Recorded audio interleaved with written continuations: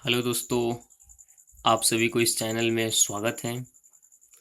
हम 10th class का chapter 2 का पॉलिनोमियल शुरू किए हैं, बहुपद शुरू किए हैं, हिंदी मीडियम का। तो आज हम ये बताने वाले हैं आलेख। ठीक है, मैं जितना भी बातें बताऊंगा वो बहुत थ्योरेटिकल बातें बताऊंगा ताकि ऑब्जेक्टिव में किसी प्रकार का प्रॉब्लम ना हो। तो हम आलेख पहले बताने वाला हूँ, वो रैखिक बहुपद का आलेख बताने वाला हूँ। लेकिन सबसे पहले कुछ बेसिक बातें समझ लेते हैं। ये बेसिक बातें क्या हैं? तो सबसे पहले हम एक कार्तीय तल के बारे में समझते हैं। किस तल के बारे में समझते हैं? कार्तीय तल। देखिए, कार्तीय तल में होता क्या है कि किसी प्लेन पर दो लाइंस होती है। इसको हम बोलते हैं एक्स अक्ष। क्या बोलते हैं? एक्स अक्ष बोलते हैं। इसको एक्स अक्ष बोलते हैं और इसको बोलते हैं वाई अक्ष।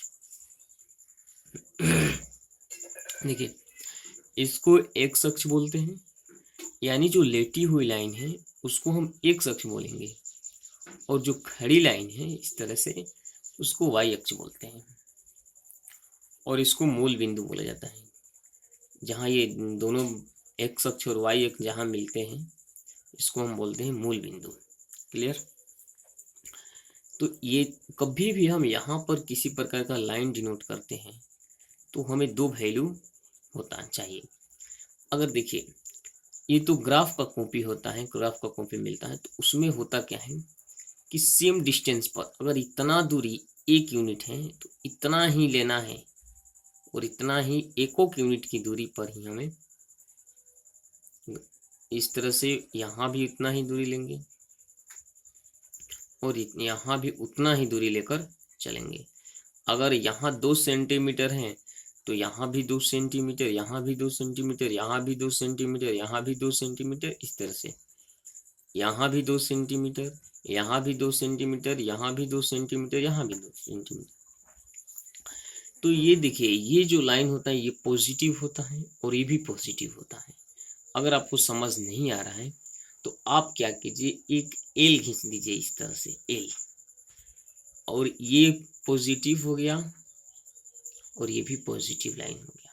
फिर इसको आगे बढ़ा दीजिए, देखिए इस तरह से बन गया। तो ये पॉजिटिव लाइन है, पॉजिटिव, और ये जो लाइन है ये निगेटिव लाइन है। पॉजिटिव का मतलब है कि इस पर जो भी हम संख्या दर्शाएंगे वो पॉजिटिव फॉर्म में होंगे। जैसे एक पॉजिटिव है, 2, 3, 4, 5। इसी तरह से यहाँ 1, 2, 3, 4, ये भी क्या है? पॉजिटिव फॉर्म है। तो इधर पॉजिटिव और इधर पॉजिटिव।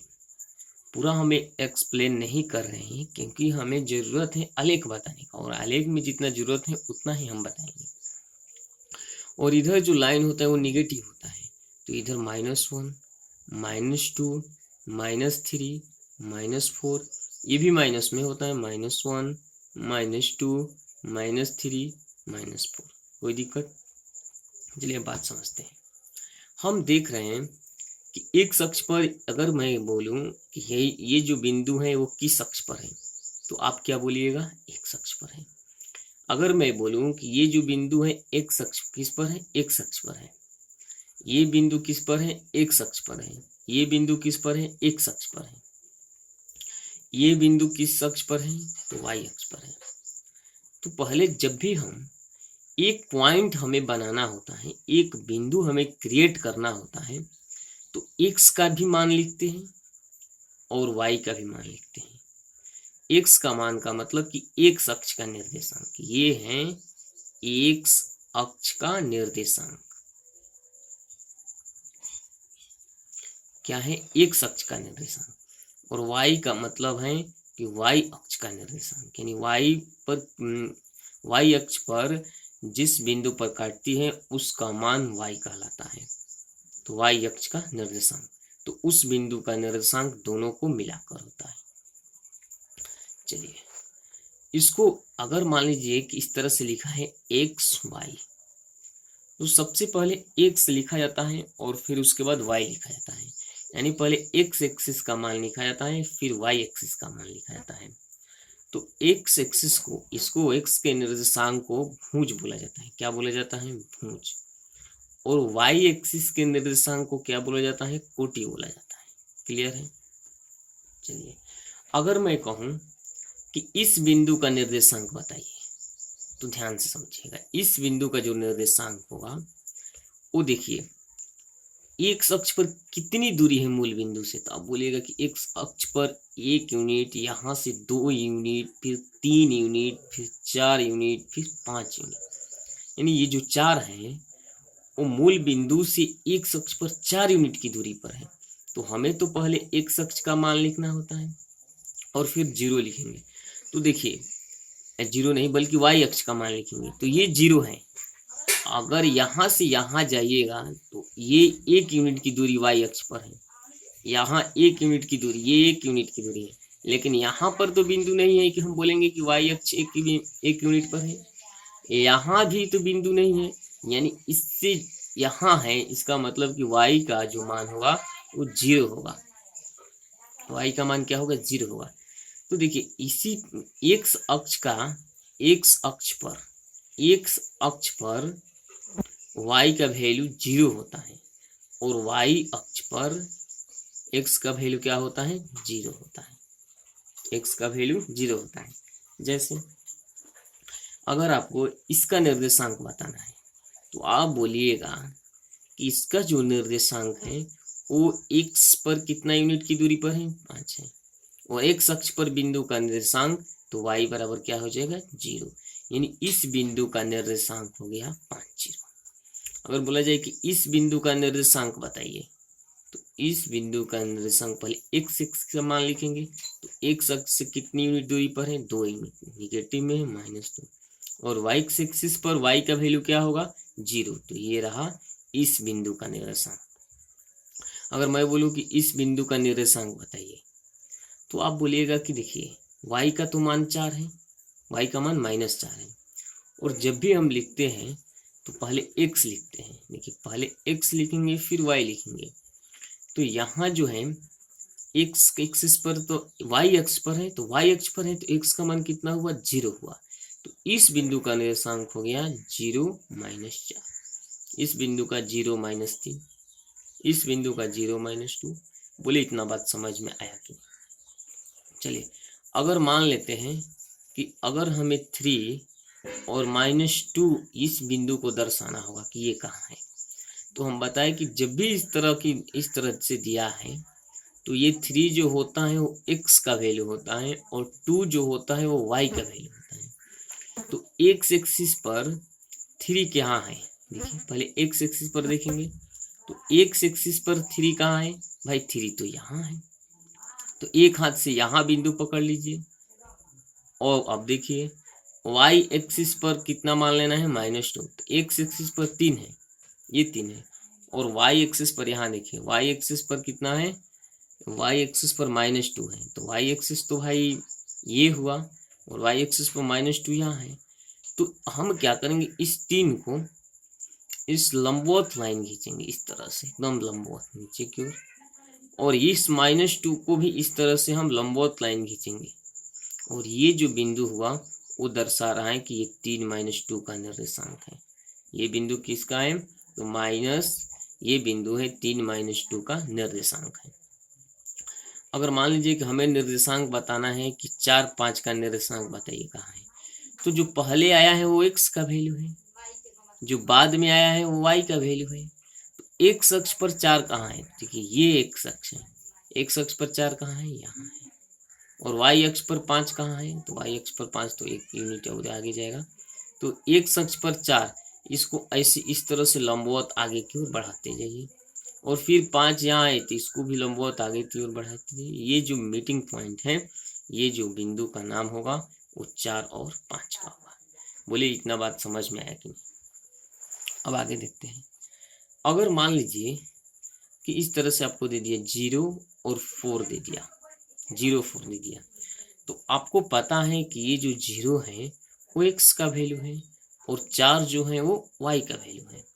तो देखिए अगर x 0 है तो भाई x का तो कोई वैल्यू नहीं है और y का वैल्यू कितना है 4 है। तो ये जो बिंदु है, ये जो बिंदु है किस अक्ष पर है, तो y का मान है, तो हम बोलेंगे कि ये जो बिंदु है वो x अक्ष पर है। उसी प्रकार से अगर मान लीजिए कि 30 दे दिया तो ये फर्स्ट वाला क्या होता है, x का वैल्यू होता है और ये बाद वाला क्या होता है, y का वैल्यू होता है। तो y तो भाई 0 है, y का कोई वैल्यू नहीं है, x का वैल्यू 3 है। इसका मतलब कि 3 0 जो पॉइंट है वो किस एक्सिस पर है, x का वैल्यू है, तो हम बोलेंगे कि वो x एक्सिस पर है, यानी x अक्ष पर है। बोले इतना मेरा बात समझ में आ गया होगा। चलिए अब हम रैखिक बहुपद का ग्राफ देखते हैं।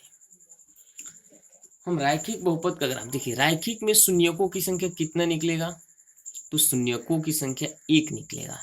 और जब हम ग्राफ भी खींचेंगे तो शून्यकों की संख्या ये बताएगा, ग्राफ के माध्यम से भी हम ये समझेंगे कि यहाँ शून्यकों की संख्या कितनी है और शून्यक जो ज्ञात हो रहा है वो कौन सा शून्यक है। देखिए रैखिक बहुपद का जो रूप होता है, रैखिक बहुपद का जो रूप होता है वो होता है ax प्लस बी होता है। क्या होता है, ax प्लस बी, यानी कि जो x का पावर होना चाहिए वो 1 होना चाहिए। और इसमें a जो होता है और ये जो b होता है वास्तविक संख्या होता है। a का मान वास्तविक संख्या में कुछ भी हो सकता है और b का मान वास्तविक संख्या में कुछ भी हो सकता है। लेकिन आपको ये बात ध्यान रखना होगा कि a का मान 0 भी वास्तविक संख्या है, लेकिन a जो है आपको 0 के बराबर कभी नहीं रखना है। जब वो 0 के मान रख देंगे यहाँ तो ये फंक्शन 0 बन जाएगा, तो ये हमारा एक अचर पद हो जाएगा, ये नियतांक बहुपद हो जाएगा। अगर मैं बोलूं कि -4x भाई क्या है, तो बोलिएगा कि ये भी रैखिक बहुपद है, क्योंकि x का पावर जो है 1 होना चाहिए, ज़्यादा से ज़्यादा 1 होना चाहिए, उससे ज़्यादा नहीं होना चाहिए। तो यहाँ तो पावर 1 है, तो इस रूप में आप कैसे लिखिएगा, तो भाई इसको ऐसे लिखिएगा -4x + 0। कोई दिक्कत, तो ये जो हुआ x का गुणांक कितना है, ये -4 है, तो a का जो वैल्यू होता है वो x का गुणांक होता है। क्या होता है, x का गुणांक होता है। और जो ये पद है, ये अचर पद है, b जो होता है वो अचर पद होता है। क्या होता है, अचर पद। अब हम आगे की ओर बढ़ते हैं और आप ध्यान से समझिएगा। चलिए अगर देखिए किसी इस पोलिनोमियल को, अगर हम कोई पोलिनोमियल ले रहे हैं, यहाँ देखिए अगर मैं पोलिनोमियल ये ले रहा हूँ कि 2x - 6, ये एक बहुपद है। कौन सा बहुपद है, तो ये जो बहुपद है वो रैखिक बहुपद है। तो आप बताइए इसका शून्य कैसे ज्ञात करेंगे। तो हम एक बात बताए थे कि शून्य का मतलब ये है कि x का वैल्यू एक ऐसा वैल्यू पुट करा जाए, x की जगह पर एक ऐसा वैल्यू पुट किया जाए वो पूरे फंक्शन क्या हो जाए, 0 हो जाए। तो इसको 0 के बराबर मान लेते हैं। तो ये 2x बराबर कितना हो जाएगा, 6। तो x का वैल्यू निकल कर आएगा वो कितना होगा, 3 होगा। तो देखिए जब आप ग्राफ खींचिएगा तो आपको पता चलेगा कि उस शून्यकों की संख्या कितनी है, शून्यकों की संख्या के बारे में पता चलेगा। बात समझ रहे हैं, यहाँ शून्यकों की तो संख्या 1 है, रैखिक बहुपद है तो 1 है। और फिर आपको ये पता चलेगा कि वो शून्यक क्या है, माने शून्यक जो है वो शून्यक मतलब कि x का जो रियल वैल्यू है वो वैल्यू क्या है। तो आप बात समझिएगा कि जब x अक्ष पर कोई भी बहुपद हो, चाहे रैखिक बहुपद हो या द्विघात बहुपद हो या त्रिघात बहुपद हो, x एक्सिस को यानी x अक्ष पर जितनी बार काटेगी वो जो होता है वो शून्यकों की संख्या होता है। अगर मान लीजिए कि ये लाइन है, ये x एक्सिस है, तो ये एक बार काट दिया, तो यानी कि ये जो बिंदु हुआ वो शून्यक हुआ और शून्यकों की संख्या कितना हुआ, 1 हुआ। अगर मान लीजिए कि ये जो है x एक्सिस है, ये y एक्सिस है, तो इस तरह से हम कुछ लिख दिए, ये जो है ये वक्र, एक वक्राकार, तो यहाँ पर x एक्सिस को कितना बार काट कर रहा है, 1 बार 2 बार, यानी कि वो जो शून्यकों की जो संख्या है 1 यहाँ है और 1 यहाँ है, शून्यकों की संख्या कितना है, 2 है। तो अब हम ये बताने जा रहे हैं कि रैखिक बहुपद का जो ग्राफ है वो कैसे होता है। चलिए देखिए, अगर आपको आलेख खींचना है तो आलेख खींचिएगा तो अगर हमें एक लाइन ड्रॉ करने के लिए कम से कम 2 पॉइंट की जरूरत होती है। कितनी पॉइंट की जरूरत होती है? 2 पॉइंट। अगर 2 पॉइंट है तभी हम एक लाइन ड्रॉ कर सकते हैं। आप एक पॉइंट से लाइन ड्रॉ नहीं कर सकते हैं, एक लाइन ड्रॉ नहीं होगा, एक पॉइंट से अनेकों लाइन ड्रॉ होगा। इसलिए जब भी हम लाइन ड्रॉ करना चाहते हैं, लाइन खींचना चाहते हैं, तो कम से कम 2 पॉइंट होनी चाहिए। यानी कि एक एक्स का वैल्यू यहाँ, एक वाई का वैल्यू यहाँ, यानी एक दूसरा एक्स का वैल्यू यहाँ, एक वाई का वैल्यू यहाँ। तो मान लीजिए कि ये x1 और ये y1 होना चाहिए यहाँ पर, ये x2 और यहाँ y2 होना चाहिए, तभी हम क्या कर सकते हैं? ग्राफ खींच सकते हैं। तो हम एक समीकरण ले रहे हैं, रैखिक बहुपद का समीकरण। देखिए ये जो समीकरण है वो 2x माइनस 6, इसको हम पी एक्स सी कुछ भी से मानते हैं, पी एक्स जी एक्स। तो मान लेते हैं कि जो है y बराबर कितना है? 2x माइनस वाई है। ये x का मतलब ये x एक्सिस को डिनोट कर रहा है, और ये y का मतलब कि y एक्स का जो वैल्यू होना चाहिए वो 0 होना चाहिए। अगर देखिए मैं एक बात बताएं कि y बराबर हम 2x माइनस 6 क्यों मान लिए हैं? क्योंकि जब इसका ग्राफ बनेगा वो x अक्ष को कट करेगा। क्यों भाई x अक्ष को कट करेगा? क्योंकि y का तो मान हम यहाँ पर 0 लेंगे। बात समझ रहे हैं ना? y का मान हम 0 लेंगे, और जब y का मान 0 लेंगे तो x का वैल्यू निकल कर आएगा। तो x का वैल्यू जब निकल कर आएगा, इसका मतलब है कि वो x अक्ष पर कहीं ना कहीं प्रतिच्छेद कर रही है। तो चलिए हम क्या करते हैं कि हम एक इस तरह से सारणी तैयार करते हैं और यहाँ से x और y का मान ज्ञात करते हैं। अच्छा एक बात बताइए, x का मान जितना आप रखिएगा उतना y का मान निकलेगा कि नहीं निकलेगा? अगर x का मान हम 0 रख दिए, x का मान 0 रख दिए तो y का मान क्या होगा? तो देखिए जब x का मान आप 0 रखिएगा तो 0 में 2 से गुना कीजिएगा तो 0, और 0 में 6 घटाइएगा तो -6 हो जाएगा।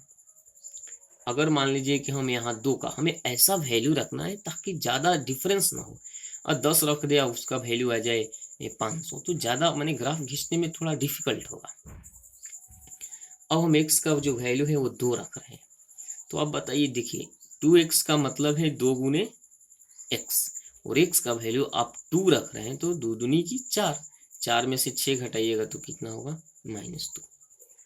फिर हम एक और x का वैल्यू रख रहे हैं 3, जब यहाँ आप 3 रखिएगा तो 3 दूनी 6, 6 में से 6 गया 0, यानी y का वैल्यू आ गया 0।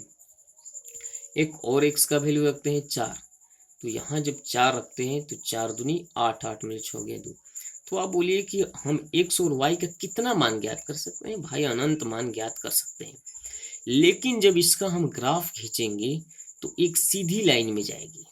किस लाइन में जाएगी? एक सीधी लाइन में, और वो जो ग्राफ होगा वो x एक्सिस को, x अक्ष को एक ही बार कहीं ना कहीं इंटरसेक्ट करेगा, एक ही बार काटेगा।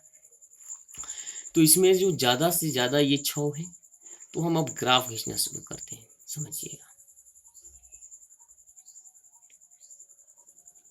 देखिए ये 1 हो गया, 2, 3, 4, 5, 6, ये भी पॉजिटिव होते हैं। 1, 2, 3, 4, 5, 6, -1, -2, -3, -4, -5, -6, ये भी -1, -2, -3, -4, -5, -6, यानी सब जो दूरी है वो बराबर होनी चाहिए। हमने एक बात बताया कि अगर 2x माइनस 6 का ग्राफ खींच रहे हैं तो इसको 0 के बराबर मानेंगे तो 2x बराबर 6, यानी x का जो वैल्यू निकल कर आएगा वो 3 आएगा। तो देखिए x एक्सिस को कहीं ना कहीं 3 पर जरूर कट करेगी, और वही जो है इस बहुपद का, इस रैखिक बहुपद का शून्यक होगा। चलिए हम देखते हैं कि 0 - 6 मिलकर एक बिंदु बन गया। 0 - 6 ये एक बिंदु इससे निर्माण होगा। फिर 2 - 2 इससे एक बिंदु का निर्माण होगा, 2 - 2। फिर 3 0 से एक बिंदु का निर्माण होगा, 3 0 से एक बिंदु का निर्माण होगा। फिर 4 2 से एक बिंदु का निर्माण होगा। तो इसको ग्राफ खींचते हैं। देखिए 0 - 6 का मतलब है कि ये x एक्सिस पर 0, तो भाई x एक्सिस तो ये है, y एक्सिस तो ये है, तो x अक्ष पर 0 कहाँ है? तो देखिए 6 तो यहाँ है, 5 यहाँ है, 4 यहाँ है, 3 यहाँ है, 2 है, 1 है, मतलब यहाँ 0 है। और y एक्सिस पर क्या होना चाहिए? -6, तो यहाँ y एक्सिस पर -6, यानी इस पॉइंट को और इस पॉइंट को मिलाएंगे तो हम यहाँ आएंगे। यानी हम अभी एक बात बताए थे कि अगर 0 - 6 है तो ये x का वैल्यू 0 है। इसका मतलब कि वो जो पॉइंट होगा वो y एक्सिस पर होगा, और y एक्सिस पर क्या है ये, तो ये जो पॉइंट हुआ वो 0 - 6 हुआ। बोलिए बात समझ में आ रहा है ना। ये जो पॉइंट हुआ वो 0 - 6 है। चलिए 2 - 2, x एक्सिस पर 2 कहाँ है, x एक्सिस पर 2 यहाँ है। एक हाथ से पकड़ लीजिए यहाँ, और फिर हमें क्या लेना है, तो y एक्सिस पर -2, तो y एक्सिस पर -2 यहाँ है। तो इसको आगे की ओर बढ़ाइए और इस -2 को आगे की ओर बढ़ाइए। ये बिंदु हुआ, ये बिंदु हुआ क्या, 2 - 2 का निर्देशांक। ठीक है, 2 - 2 का निर्देशांक। फिर उसी प्रकार से 3 0, तो ये भी देखिए y का वैल्यू कितना है, 0 है। तो मतलब वो जो बिंदु होगा, ये बिंदु x एक्सिस पर होगा, तो x एक्सिस पर वैल्यू कितना है, 3 है। तो यहाँ 3 है, यानी ये जो पॉइंट हुआ वो 3 0 हुआ, ये निर्देशांक 3 0 हुआ। अब ये 4 0 4 2 देखिए, x एक्सिस पर 4 यहाँ है और y एक्सिस पर 2, तो x एक्सिस पर 4 यहाँ, y एक्सिस पर 2 यहाँ, यानी ये 4 2 होगा। अगर आप इसको देखिए तो एक लाइन अगर यहाँ मिलाते हैं चारों को, तो एक सीधी लाइन में गया कि नहीं गया। इसका मतलब ये है कि जब भी आप रैखिक बहुपद का आलेख खींचिएगा वो एक सीधी लाइन में जाएगा। कैसे जाएगा, एक सीधी लाइन में जाएगा। अगर मान लीजिए कि आप यहाँ और भी मान ज्ञात किए होते तो कोई बिंदु, कोई पॉइंट यहाँ मिलता, कोई पॉइंट यहाँ, कोई पॉइंट यहाँ मिलता, कोई पॉइंट यहाँ मिलता, यानी इसी पॉइंट पर, सॉरी इसी लाइन पर वो बिंदु मिलती। तो रैखिक बहुपद का जो, ये जो रैखिक बहुपद का ये लाइन है, और रैखिक बहुपद को एक अक्ष को कितना बार कट कर रही है, एक बार, इसीलिए इसकी शून्यकों की संख्या कितना हो गया, शून्यकों की संख्या क्या हुआ, वो 1 हुआ। और जो x का वैल्यू निकल कर आएगा, तो देखिए x अक्ष को कहाँ कट कर रही है, यहाँ 3 पर, तो x का वैल्यू कितना हुआ, 3 हुआ। और आप रियल वे में देखिए कि x का वैल्यू रियल में कितना आया था, 3 आया था। अब हम समझते हैं द्विघात बहुपद। तो द्विघात बहुपद को अगले वीडियो में समझेंगे, लेकिन कुछ बात बता दें। देखिए अगर आप द्विघात बहुपद का आलेख खींचिएगा तो इसमें शून्यकों की संख्या 2 होता है। कितना होता है, 2 होता है। तो ये x एक्सिस को ज्यादा से ज्यादा 2 बार कट करेगी। कितने बार कट करेगी, 2 बार। अगर ऐसे है तो ये 2 बार कट करेगी, यानी शून्यकों की संख्या कितना होगा, 2 बार। और जब भी हम देखिए द्विघात बहुपद का आलेख खींचेंगे वो पाराबोला की तरह होगा, यानी परवलय की तरह होगा। या तो इस तरह से ग्राफ जाएगा या तो इस तरह से ग्राफ जाएगा। तो अगले वीडियो में हम इसको बहुत अच्छा समझेंगे कि जो हम पाराबोला, ये जो परवलय है, इसका शीर्ष क्या है, और इसका जो शून्यकों की संख्या क्या 0 भी हो सकता है, क्या 1 भी हो सकता है, क्या 2 भी हो सकता है। तो इस बातों को अगले वीडियो में देखेंगे। देखिए द्विघात बहुपद में अगर 2 शून्यक निकल रहा है तो एक अक्ष को 2 बार कट करेगी। अगर द्विघात बहुपद को आप बोलिएगा कि भाई शून्यक तो 2 ही निकलता है, हाँ, लेकिन शून्यक 2 निकलता है, वो 2 भिन्न भिन्न होगा तो 2 बिंदु पर कट करेगा। अगर वही दोनों शून्यक जो है समान निकल गया तो x एक्सिस को एक ही बार कट करेगा। और द्विघात बहुपद का जो x का वैल्यू निकालना पॉसिबल नहीं होता है, तो इसीलिए वो x एक्सिस को एक भी बार कट नहीं करेगा, यानी 0 बार करेगा। तो अगले वीडियो में हम द्विघात बहुपद को बहुत अच्छी तरह से इसी तरह से समझेंगे। तो इस वीडियो में थैंक यू, धन्यवाद। मुझे पूरा उम्मीद है कि ये वीडियो आपको अच्छा लगा होगा। अगर अच्छा लगा है तो दिल से यार लाइक कीजिए, शेयर कीजिए और सब्सक्राइब करना तो मत भूलिएगा। Thank you.